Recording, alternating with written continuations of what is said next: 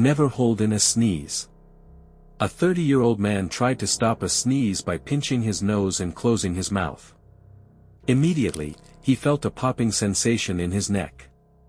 The pressure was so high, it ruptured the back of his throat. Doctors found air bubbles trapped in the soft tissue of his chest and neck.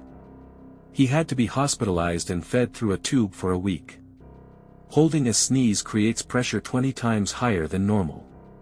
It can rupture your throat, burst your eardrums, or pop blood vessels in your eyes.